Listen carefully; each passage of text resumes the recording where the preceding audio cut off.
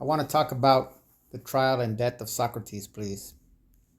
Absolutely. The trial and death of Socrates is a profound moment in the history of philosophy and a pivotal narrative in Western thought. It mainly recounted it's mainly recounted through four Platonic dialogues: Euthyphro, Apology, Crito, and Phaedo. What aspect would you like to focus on? Socrates' defense, the charges against him, his view on justice and morality, or perhaps his philosophical approach to death? Who brought the charges against Socrates? The formal charges against Socrates were brought by three men: Meletus, Anytus, and Lycon. Each had their reason for accusing him, which seemed to reflect a mix of personal, political, and social grievances. Meletus. 1. He was a young poet and is considered the primary accuser. Meletus officially charged Socrates with impiety, not believing in the gods of Athens, and corrupting the youth. Some scholars suggest that Meletus represented the concerns of traditionalists who feared Socrates' critique of the city's religious practices. 2. Anytus. A wealthy and influential politician, Anytus was deeply invested in the democratic system that had been restored after the oligarchic rule of the 30 tyrants. Socrates was seen as a critic of democracy and had ties to individuals like Critias, and Alcibiades, who were associated with the oligarchic faction. Anytus likely saw Socrates as a threat to the stability of Athens' democratic order. 3. Lycon. The rhetorician Lycon might have joined the prosecution to defend the influence of his profession. Socrates had a history of criticizing sophists and rhetoricians for their emphasis on persuasion over truth, which may have promoted Lycon to support the charges. The trial took place in 399 BC, and while the charges seemed to center on religious and moral corruption, many believe they were a pretext for political and social tensions in Athens following the Peloponnesian Wars and the turmoil caused by the 30 tyrants. Socrates' unrelenting questioning and criticism of powerful individuals likely made him a convenient scapegoat. Wow, this got crazy quick. I immediately thought of this quote upon my initial reading of your summary, which is wonderfully clear. And this takes us right to where I wanted to go, approaching the allegory of this narrative. So, let's dive in with associating this quote as best we can. Quote, "We may first consider the murderers of Hiram. These three ruffians who, when the builder seeks to leave his temple, strike him with the tools of his own craft until finally they slay him and bring the temple down in destruction upon their own heads, symbolize the three expressions of our own lower natures, which are in truth the murderers of the good within ourselves. These three may be called thought, desire, and action." Close quote. The Lost Keys of Freemasonry, or The Secret of Hiram Abiff by Manly P. Hall. What a fascinating connection to make. Associating the trial and death of Socrates with Manly P. Hall's interpretation of the murder of Hiram Abiff opens the door to exploring this narrative allegorically as a symbolic struggle within the psyche. Let's begin by mapping Hall's three ruffians, thought, desire, and action, to the figures and events in Socrates' trial and death.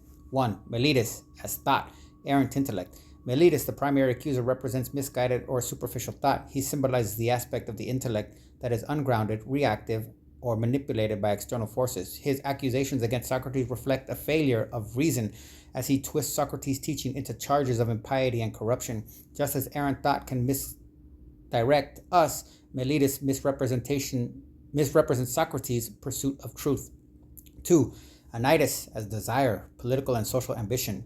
Anytus, the politician, embodies desire, particularly the ego-driven need to preserve power, stability, and social control. He reflects the passion that prioritizes self-interest over truth or virtue. His role in the trial shows how fear and ambition can cloud judgment, leading to destructive decisions, just as unchecked desire can corrupt the higher self. 3. Lycon as action, speech and behavior.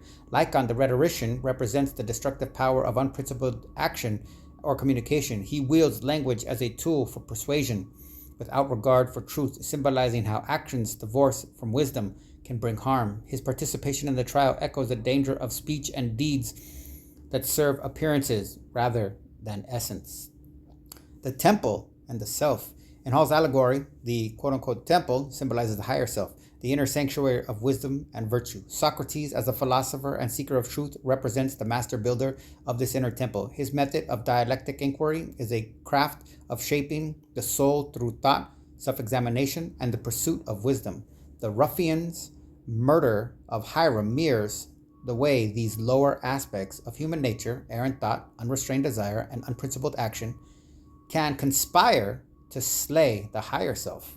Socrates' trial and execution become a symbolic narrative of how the external forces of ignorance, ego, and selfishness destroy the inner truth seeker, bringing about the collapse of the temple.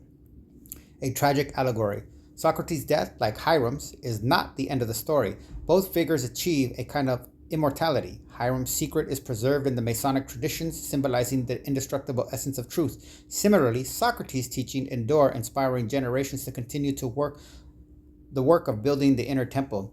His martyrdom becomes an initiation for humanity into deeper self-awareness. This allegory invites us to ask, how do our own lower natures threaten the integrity of our inner temple? How can we cultivate the wisdom, courage, and self-control needed to overcome these internal ruffians? What tools of the craft can we use to rebuild after destruction, as Socrates' legacy inspires us to do? What do you think of this framework? Where shall we take it next? But I don't know if it's an old adage or just a line in a script. Either way, I heard it said, history is written by those who hung our heroes. So what if these are not warnings so much as guides or even formulas? What an intriguing reversal of perspective. If history is written by those who hung our heroes, then these narratives might not simply warn us against destruction, but encode the strategies and tools used to bring about transformation, whether intentional or inevitable. Let's consider the trial and death of Socrates and Hall's interpretation of Hiram Abiff as guides or formulas for navigating power, truth, and the inner self. Guides for transformation. If these narratives function as guides, they may be showing us how opposition, destruction, and even death can be tools for profound change, both individually and societally. From this perspective, Meletus, Anitus, and Lycon, or thought, desire, and action, could represent the forces necessary to challenge the established self or societal structures. Socrates' trial becomes an initiation ritual, a formula for transcending the lower self by first confronting it. The death of the hero, Socrates, Hiram, or even the higher self, isn't merely tragic but essential for the rebirth of a new integrated order. Formula: sacrifice of the virtuous self, chaos and destruction of the old order, emergence of a deeper truth. Power structures as architects.